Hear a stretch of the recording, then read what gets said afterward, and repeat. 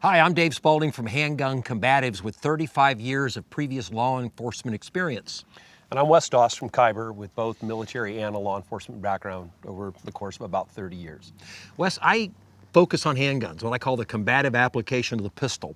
And I still maintain that in American law enforcement, the handgun is still and always will be the primary weapon of law enforcement because so much of what cops do is reflective, it's reactive, it's in the moment. However, I also understand that there is a responsive weapon, the AR-15 carbine becoming more and more popular, and I gotta tell you, I happen to agree with it because I've seen so many cops leave the shotgun behind because they don't want to mess with it that are now taking the carbine. You're training these folks, and I'm sure you've got definitive ideas on the weapon systems and accessories and all that kind of stuff, and I'd kind of like to hear what you got to say. Absolutely. You know, I agree with you 100%. The handgun is always going to be the primary for U.S. law enforcement. The biggest problem is that a lot of times from a training perspective or an operational perspective, we're very comparative to the military, where the rifle is the primary and the handgun is half the time not even there. We struggle more with the handgun from that proficiency level, qualification level to performance level out in the street. So 99% of what we do is always focused at that pistol, but the rifle side of it is growing. And I'm seeing guys wanting to do more with the long gun because it's when it's popular, it's fun to shoot, it's fun to accessorize. There's color, shape, sizes, all kinds of crap for any other way of putting it you can put on one that doesn't necessarily change its characteristics that much, really.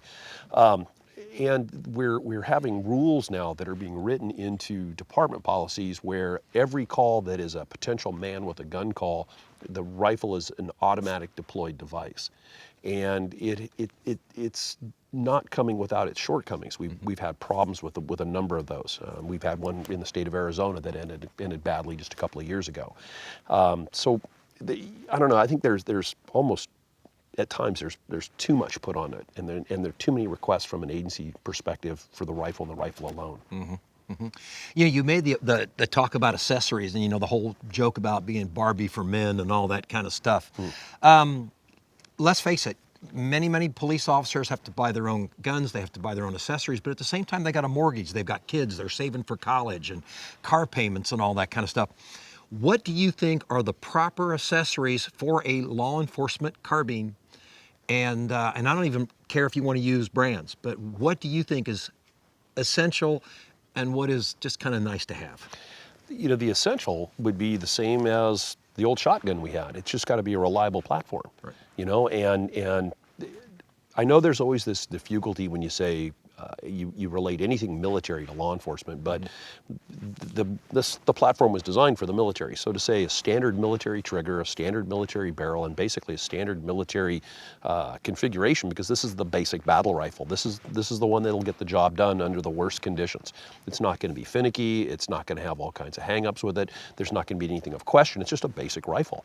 And beyond that, just a standard set of sights. The red dots, which obviously I have on all my guns because, I get them free where I work. I mean, that's pretty much the essence of that. Right. But the reality is the iron sights are just as reliable, if not more reliable, than any other platform you could put on it.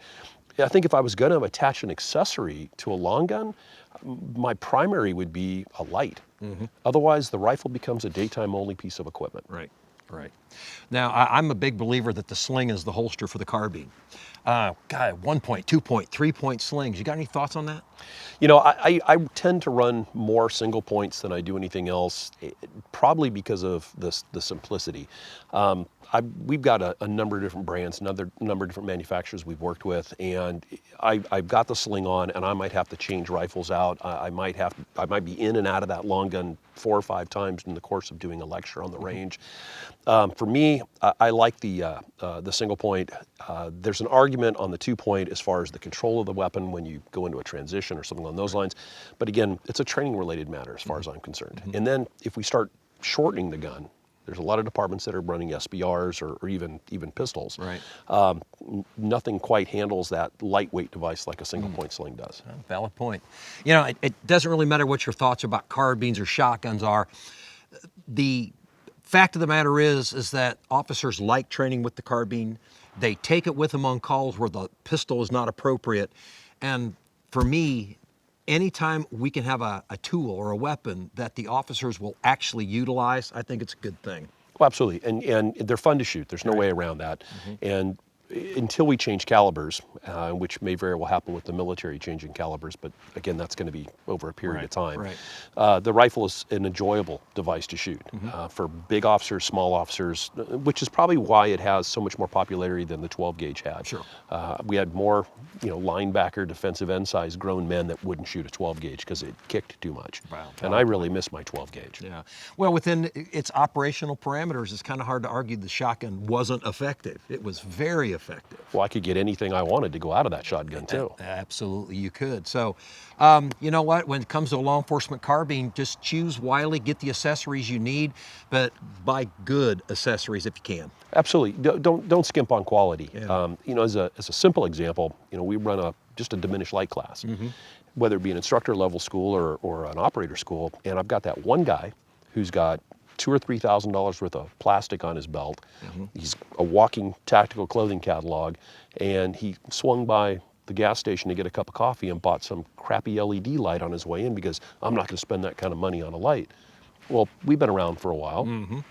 Ballpoint pens, flashlights, and pocket knives are the three things we use the most in law enforcement. Why wouldn't you have some sort of quality piece of equipment? Right. Yeah, the only reason I could say is if, like you say, you just cannot afford it, but my feeling is save up.